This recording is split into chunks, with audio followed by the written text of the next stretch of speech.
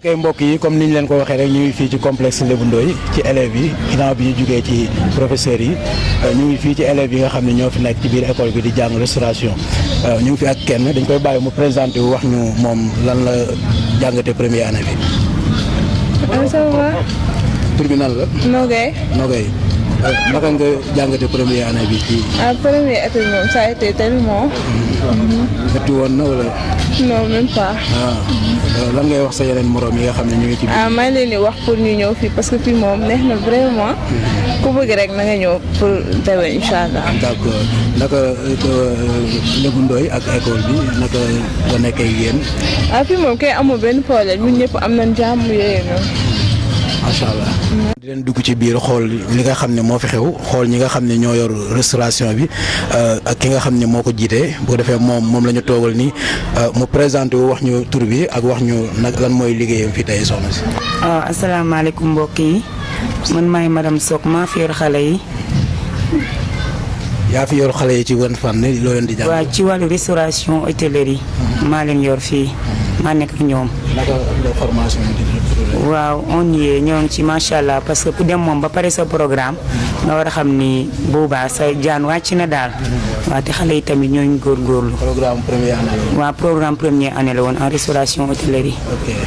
fasiloon na ci xale yi. waaw métti woon na méttiwul woon parce que tout début est difficile. mais xam nga rek kon suñuy morom la ñu jéem nañu góorgóorlu ak ñoom naxante mooy loolu. nga yaakaar daal seen première année. waaw première année moom instant yi moom mën naa ni taxaw nañ moom. d'accord waaw macha allah. góor ak jigéen ñëpp la. waaw amoon na góor au début mais dafa dem ba arrêté xam nga rek mbas mi. ki ko doon dimbali mooy loolu mais après ma des ak jigéen ñi mais macha allah waaw. ban message ngay lancé xale yi nekk ci mbedd mi te nanguwuñu dem. waaw ñu jéem a ñëw rek am métier ndax fi ñu toll nii fii réew mi toll boo amul métier doo dem benn góor yi du dugg ci yow ndax boo amee sa métier au moins di nga am lu ne ci sa nafa nga jéem a coaché ak moom jéem a dem ak moom góor rek am métier loolu laa leen di conseillé métier moom dafa baax moom boo liggéeyul kenn sax mën nga liggéeyal sa bopp surtout restauration hôtellerie boo amee ku la jàppale ku la épaulé mën nga cee génn. ma leen di woo rek ñu ñëw macha allah. merci beaucoup loolu mooy ay kàddoom day woo xale yi rek ñu ñëw jàng si métier ndax métier mooy li nga xam ne moo am solo ci doomu aadama bi kon noonu la ñuy continuer rek xool yeneen professeurs yi ak élèves yi incha allah. waaw kay mbokk yi comme ni ñu leen ko waxee ñu ngi fii ci complexe Lébu Ndoye ci Somme ci journée bu am solo bi nga xam ne moom la organisé di remise diplôme bi nga xam ne moom lay defal xale yi nga xam ne ñoo fi def première année ñu ngi fii si centre de couture bi fekk fii professeurs yi nga xam ne ñoo fiy jàngalee ñaw ñu ngi fii suñu wet ak benn soxna dañ koy bàyyi mu présenté wu wax ñu turam wax ñu lan mooy liggéeyam fii ci centre bi ñu ngi lay nuyu soxna si. ñu ngi leen di fay sëñ bi. tur bi ak sant bi. man Awa Dame Sow laa tudd ñu may wax madame Sow ci école bi. d'accord waaw man maay madame kii coupe et couture prof coupe et couture. waaw ñoo yor xale yi daal en coupe et couture. waaw xale yi naka la ñu mel ci première année bi. waaw première année bi moom ni ñu ko foogee woon sax dépassé na suñu expérience. suñu espérance. parce que xale yi instant bi ñu toll nii. première année dépassé nañu module première année ba dugg si module deuxième année. parce que ñu ngi def formation modulaire. d'accord kon bu ñu la déggee xale yi seen xel neex na ba dépassé nañ seen. macha allah seen xel moom màcc na ci première année bi ngeen doon jàngal. dépassé nañ ko sax parce que commencé nañ formation modulaire fi mu toll nii am nañu des bases solides boo xam ne koo leen joxee tissu dinañ xam dañ koy taxawalee position tissu bi dinañ xam tissu en fait tissu fu mu jógee. base tissu. loolu lépp tamit dinañ ko xam te loolu mooy base yu ñaw. coupe tamit commencé nañ ko. ndax ñu ngi commencé formation modulaire de coupe. am na yoo xam ne jot nañ ko fay liggéey xam naa bu ñu demee ba ci kanam dinañ ko ngeen ko gisal seen bopp. d'accord ci nan ngeen commencé ci xale yi travail à la main wala. waaw travail à la main lañ commencé ci ñoom. ñawu loxo. comme tout début rek. bu ñu demee ba ñawu loxo bi ñu dem ba si biir ci la ñu commencé. teg leen ci machine ñu commencé di jàng ni ñuy maîtriser machine ni ñuy ñawee couture droit en plus tamit entretien buñ ci jógee nag ci la ñu commencé di leen jàngal ni ñuy pincer ni ñuy ñawee ba ñu maîtriser lool. ñu commencé nag di leen defal formation modulaire. waaw. lan mooy difficulté ci xale yi. je pense que am nañu ay difficulté du ñàkk ci école buy soog a tijji mais on a su gérer kii yi fi nekkoon yëpp. waaw sant yàlla moom année bi moom ça s'est bien passé quand même dans l'ensemble. d'accord merci beaucoup Fatou Dame soxna si ñu ngi lay nuyu. waaw sëñ bi maa ngi leen di ziar. waaw ñu bëggoon nga jàkkaarloo caméra bi rek ñu waxtaan tuuti. waaw yow lan mooy sa taxawaay fii ci biir kii bi. waaw man je suis prof de couture. man maa yor filière couture bi. première année bi ci centre de formation Lébu Ndoye. première année bi naka la demee ci xale yi. première année bi alhamdulilah ça s'est bien passé parce que c'est une formation modulaire. moom la ñu def tout au long processus année bi. on a commencé par les points manuels bi ñu ci jógee ñu dem avec les types de tissus différents types de tissus bi ñu jógee ci loolu ñu dem ci module coupe-jupe. passer à la pratique. alhamdulilah loolu lañ def ci première année bi xale yi mën nañ dagg comme ni ko madame Sow waxee. xale yi mën nañu dagg xam nañ position tissu bi xam nañ origine des tissus sens des tissus. loolu yëpp daal vraiment alhamdulilah ça s'est bien passé. d'accord. ok mbokk yi comme ni ñu leen ko waxee rek ñu ngi fii ci complexe Lébu Ndoye ginnaaw bi ñu jugee ci professeurs yi nga xam ne ñoo yor élèves yi ci wàllu coupe et couture ñu ngi fii ci ak ñi nga xam ne ñoo yor informatique bi bu defee dañ leen di bàyyi ñoom ñu présenté wu wax ñu naka la liggéey bi demee fii sëñ bi ñu ngi lay nuyu. waaw maa ngi leen di fay maa ngi tudd Moustapha Faye nekk professeur informatique ci école bi fii di ànd ak sama mbokk mi Ibrahima Silla mi nga xam ne moo présenté. d'accord nga ñëwal ñu ci informatique mooy lan. waaw informatique bi fii science automatique de l'information. science boo xamante ni fii nu ñu koy jàngee xale yi mooy approche bi la ñuy def approche par compétence. d'abord suñu kii yi fi ñu leen accueillir am na ñoo xamante ni jàng nan am na ñoo xamante ni maîtriser wuñ ko am na ñoo xamante ni dégguñu français léegi même groupe boobu lañ def approche ñu xayma ku nekk ñu xam ban catégorie la xam ban approche lañ lay mën a jàngal. approche par compétence soo ko déggee dafa am 80% pratique am 20% théorie fii nag njàng informatique bi ni ñu ko defee dañu nekk à la base. à la base mooy xale yi malgré xëy na temps bi la mais xale yi ñoom ñëpp a mën a monter ordinateur. liñ leen di jàngal ñoom dañuy xam jumtukaay bi lii la xam lan mooy ordinateur xam lan mooy partie composant yi xam lan mooy partie logiciel xam partie matériel yi nga xamante ni mën nañ ko toucher partie logiciel yi nga xamante ni moom on ne peut pas le toucher xale yi nii ñoom ñëpp macha allah ñoom ñëpp ay mën a monter ordinateur nga xamante ni dañ leen wax saa su ne mën ngeen dem ci benn structure boo xamante ne ngeen fekk ñu ubbi ordinateur wala ñu teg ordinateur bi te mënoo leen ko monter mënoo leen ko taal loolu moom dalul leen ci macha allah kon nag foofu mooy approche bi nga xamante ne à chaque fois ñu ngi koy ànd ak ñoom xanaa ma jox sama mbokk yi sama professeur monsieur Silla moom ñoo fi nekkandoo moom mu nekk professeur informatique. ñu complété benn question rek lan moo lié couture ak informatique. waaw couture bi ak informatique bi xam nga ku wax couture ni digitalisation ndax dañu nekk monde boo xamante ni monde bi c'est la digitalisation de tous les secteurs maanaam yëpp yu ñu doon def matériel gars dañ koy def informatique couture bi ñoom modèle yi dañu am possibilité di ko def ci machine bi te couture bi même à l'avenir pour être professionnel dañ leen suñ gagné contrat même dina mën a jokkalanteeg ñoom ñi leen koy jox sans pour autant ñu bosé te loolu outil informatique moom mooy permettre ñoom ñu koy utiliser restauration yi tamit dañ ciy def informatique par des commandes par des photos. merci jërëjëf ñu ngi fi ak beneen mbokk ci sunu wet ñu bàyyi ko mu nuyoo wax ñu moom mooy kan. asalaamaaleykum wa rahmatullah maa ngi lay nuyu di nuyu képp ku ñuy seetaan ci télé bi di rafetlu présence bi di wax ni rek ndongo li taxaw mooy Ibra Silla di prof informatique bureautique ci école CFPLN di ko ànd ak sama naataango bi di monsieur Faye. informatique bi est-ce que yomb na nga def ko ci xale yi. waaw informatique yomb na yombul ñun fii approche bi ñu jël mooy approche par la compétence approche par la compétence nag bu ñu ko waxee mooy fexe ba l'élève soit adaptable cela veut dire mu adapté wu ci métier informatique wala ci outil informatique loolu nag bu ñu ko waxee jaruma koy détaillé ndax monsieur Faye dugg na ci mais li ma ciy yokk rek mooy aujourd'hui monde bi demee na noo xamante ni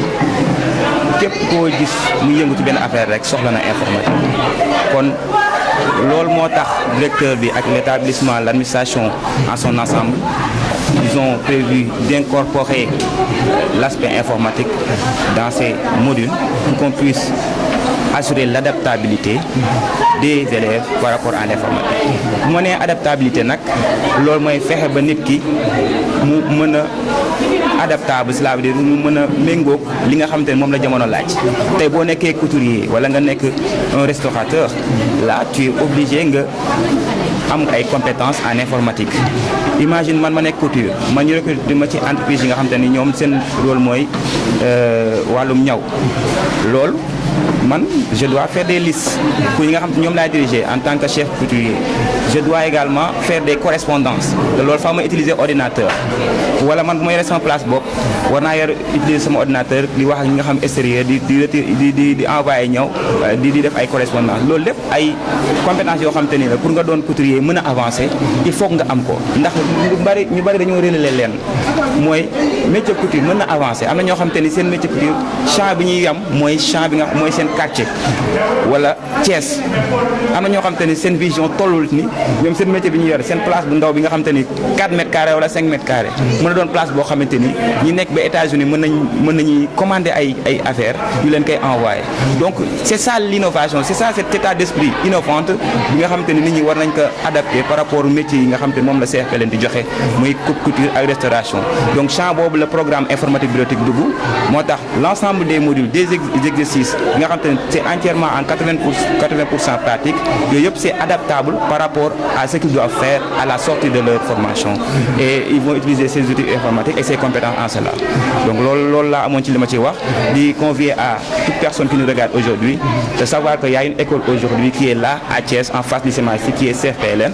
et qui est là qui va au-delà de celui qui a une ambition de couturier ou bien de restaurateur. Être restaurateur est fort en informatique parce que c'est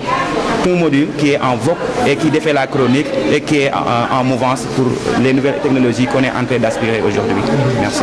Merci beaucoup. mu mel ni kàddu yi am na solo leer na day mel ni ak jamono fi mu toll tey bu ñu leen déglee ak informatique yi ngeen di xam ne moom ngeen di jàngal xale yi mën nga jaay sa produit ba mu génn ci réew mi te doo déplacé wu fi nga nekk kon day mel ni kon am na solo ñu jaajëfal leen bu baax doxaat ci biir rek xool yeneen mbokk yi incha allah merci beaucoup. jërëjëf. ñu ngi leen nuyu ku ci nekk seen tur ak seen sant di leen gërëm di leen sant di kontaan ci dérangement bi ngeen toog ba heure bi ñëw fii teewaay bi dafa metti toogaay bi aussi yàgg na donc di remercier toute l'équipe de CFPLN li ko dalee cat ba cat ñëpp ñu ngi leen remercier duñu lim nag tur mais ñëpp ñu ngi leen remercier di leen wax ne kontaan nañ ci liggéey bi ba agsi si première année bi élèves yi aussi de même que élèves yi ñu ngi remercier ñëpp bépp élève bu fi nekk toog fi ba heure bi motivation moo la fi téye bu la neexoon nga ne da arrêté naa dem seet beneen école mais ñun aussi tamit def nañ suñu kantulaay kattan ba élèves yi aussi ñu téye leen ba première année bi jeex di ñaan ne ren bu nawee ñaaw yàlla na ko déwén daax te li ñuy ñaan moom mooy déwén moom école bi dañ koy waxaat beneen école lay doon donc début bi moom xawoon métti pour ñu dawal compréhension xam ne tout début est difficile nit mënul motal lépp comme ni ñu ko waxoon depuis au début mais fi mu ne nii comme gën nañ ci première xam nañ yoon bi xam nañ bunt bi fi mu ne nii amatuñu benn lu ñuy gàllankoor comme yàllaa ngi fi donc ñu ngi leen ñaanal yéen ñëpp di leen sant di leen gërëm di gërëm aussi tamit sama regroupement bi di gërëm sama président moo toog ni Modou Seck moom mooy président regroupement des TER de la région de Thiès Khadim Soumaré bi ngi nii mooy suñu porte-parole mooy yor visuel yi mooy yor lépp mooy dem fu ne ku bëgg a siw fii ci gars yi moom moo lay siwal donc di leen remercier bu baax di leen wax ne regroupement bi am nañ suñu centre boo xam ne bi ngi fi mais man à part dama am sama école te école bi centre bi c'est la même chose ku mu neex jóge fii dem foofu ku mu neex ñëw fii jëm fii c'est la même chose li ci gënoon metti mooy suñu responsabilité état yi comme jot nañ suñu autorisation état bi ñu ne subal tabaski lañ ñu ko envoyé donc école bi maintenant c'est reconnu par force par l'état di ku fi génne diplôme d'état ngay am par force donc li ñuy gën a yokk mooy ñu gën a góorgóorlu rek xam na affaire yi nit mënul matal lépp donc dañuy jàppalante école bi benn nit la moom moo ko investir ak ay xel ñu ko jàppale donc ci loolu dem nañ ba taxaw ci ba école bi taxaw macha allah professeurs yi fi nekk nii am soo leen doon jeex école yi nekk fii Thiès centre formation doon ko fa gis parce que ay professeurs yi kale ñoo fi nekk ñoo xam ne dañoo yor bu jàng ba yor seen diplôme ay prof université sax ñu ngi fii si école bi donc di leen remercier ñoom it aussi parce que def nañ seen contribution jàpp ci dañ cee jàpp ba affaire yi taxaw di remercier sama rakk ji aussi tamit Bamos moom ñëwul ci école bi jàngale mais ci conseil école bi la bokk te lépp lu ñu koy def fii aussi tamit dañ ko ciy woo daf ñuy jox ay conseil et tout ça donc moo ñoom am ni bu Sawa Faye ak monsieur Sila ñoom ñoo bokk benn groupe bi ñu ànd donc loolu daal di remercier aussi sama tons Moussa si xale yi maam lañ koy woowee lu ne xuloo na fee xale yi chaque instant dama naa ko muñal la parce que première année moo metti parce que élèves yi il faut que dawal compréhension boo tàmmee dugg ci biir jigéen ñi moom il faut nga xam maîtriser jigéen ñi tuuti peut-être xëy na première année la moo taxul mu xaw a métti mais déwén moom du demee noonu donc di leen ñaanal leen ñëpp yàlla na leen jàng ba seen métier mokkal ko préparer dem seen stage nag ñu xool loo leen mënee ba ngeen góorgóorlu de waaw merci beaucoup. merci ñu tàcc ko. Je me nomme Marie-Louise Manga. noo gisee seen première année ci école bi. Bon, je dis que notre première année s'est bien démarrée. Donc, nous espérons avoir une autre année meilleure que celle-ci. Donc, c'est une année bénéfique. J'ai beaucoup appris. J'ai connu des personnes ici, des familles pour moi. Donc, je dis, c'est une belle ambition là. ci ban côté nga féetee. couture wala. Couture, oui. couture lan mooy say ambition. À réussir dans ce domaine pour pouvoir aider ceux qui n'en ont pas aussi. D'accord. pour créer centre de formation bi. Bien sûr. ok merci beaucoup. beneen élève ñu bàyyi ko mu nuyoo présenté ñu wax ñu turam. salaamaaleykum maa ngi tudd Yacine sant Ndiaye nekk ci restauration hôtellerie. d'accord noo gisee formation bi. Formation bi moom macha allah depuis bañ ci duggee ba léegi moom ñi ngi dem kanam daal. waaw tey ñi ngi am nañ xam-xam daal boo xamante ne bu ñu demee feneen war nañ ko faa war a mën a pratiquer. d'accord lan mooy say ambition ci restauration. suñu ambition mooy ñu réussir pour mën a ubbi suñu place bopp mën a réussir ci lépp daal. lan ngay wax yeneen jeunesse yi nekk ci biti. te defuñu formation. man de su ma sañoon wax dëgg yàlla ñu ñëw def ci formation parce que amul dara loo xamante ne lu mal la wala dara pour ñu jàng la rek pour mën a jëriñ ëllëg waaw. lan ngay wax prof yi nga xam ne ñoo la yoroon. macha allah kontaan naa si ñoom trop di leen wax ngàcce gaaraama ca kaw ca kanam. directeur école bi. macha allah moom tamit. merci beaucoup. mbokk yi comme ni ñu leen ko waxee rek ñu ngi fii ci complexe Lébu Ndoye fii ci Somme ci cérémonie bu am solo bi nga xam ni moom lay def si tey bi ñu geesoo nag dañoo yem ci kilifa bu mag ñëw ci cérémonie bi muy président Mamadou Seck président regroupement des tailleurs de la région de Thiès xeebulul njabootam dara ku xewle dara mu déplacé wu ñu ñëw fekk ko fi dañ koy dékk suñu micro laaj ko lan moo waral teewaayam fii tey président ñu ngi lay nuyu. waaw jërëjëf sëñ Khadim ñu ngi lay fay bu baax di nuyu ñi nga xam ne ñooy internetu Sen 24 nga xam ne partenaire la ci complexe Lébu Ndoye RTT TV ku ne xam ne regroupement des tailleurs moo ko moom te Lébu Ndoye def naa ci la bokk suñu teewaay nag ñu teew fi en tant que président teewal fi mboolem tailleur bu nes sa nekk ci région de Thiès rek ñu teewal la fii ci bisu Lébu Ndoye bi pour ñaari yëf li tax ma gën a ñëwal sama bopp mooy lébu dafa tànqam lu nit ci dara lépp lu ma woote même lébu bu ñëwul dina yónnee mu jël alalam def ci su amee temps mooy dawal otoom def ci essence am ñëw teew ku mel noonu nag ñun bu ñu ko amee ci regroupement bi waruñu tànqam lu ci daraam ndax lébu dafa nekk koo xam ne kii vraiment pionnier la bu am solo ci regroupement bi ndax lépp lu mu teg loxoom rek bëgg na secteur bi ñu nekk jëm kanam donc te gis naa ni à travers complexe Lébu Ndoye bi nga xam ne teg na ko macha allah mu nekk structure bu am solo ndax bi muy tàmbali métti woon na mais li ñuy wax rek naan ñeewuma ku tàmbali waaye ku yeggale macha allah ku fi ñëwoon démb ñëw fi tey nga xam ne lébu mi ngi ci yoon bi ni ñuy def nag mooy ñaanal ko gunge ko sunu xam-xam néew na sunu kàttan néew na mais mën nañu ak sunu jëmm fu mu taxaw ñu jëmmal ko parce que defe naa ni loolu moo ñu war suñu amoon àdduna ak li ci biir defe naa ni tey jii dinañ ko yëkkati jox ko parce que lébu ku baax la ñii nga xam ne mooy ak njabootam boo fi ñëwee tey da ngay gis ni maane mi nga xam ne sama wóllëre la woon démb ak bërki démb awa daam noonu nga xam ne ñoom ñaar toujours dañuy déggante parce que ñoom laa ci gën a miin ñuy wootante téléphone di wax baax gi nga xam ne Lébu Ndoye baax na ko ak confiance bi mu am ci ñoom kon loolu bu amee tey ñu nekk seen première année dañ naan sant nañ ci yàlla bi ñu ñëwee fekk ko tey moo tax lépp lu ñu man wala lu ñu am dinañ fexe ak connaissance yu ñu am ba fexe ba complexe Lébu Ndoye bokk ci complexe numéro 1 yi ñuy tudd waxuma ci Thiès mais ci Sénégal parce que gis nañ ni mi ngi ci yoon bi te vraiment organisé wu na te ñi nekk ci ginnaawam aussi ñu ngi koy jàppale bu baax a baax a baax pour mu jëm ci kanam. président bi ñu fi ñëwee ak léegi gis nañ ni complexe Lébu Ndoye bàyyiwul dara mu ngi ci anglais bi informatique bi mu ngi ci coupe mu ngi ci restauration. xam nga dafa complet ndax ci couture la tàmbalee. teg informatique ñëw ci restauration bi vraiment loolu dafay wane ni te ay moyens moo koy def c'est-à-dire nit nag mën naa am ambition di wax mais pour nga teg dara il faut que nga làmb sa poche jëf te lébu ku ko xam ne fi mu déparé ba nëga ni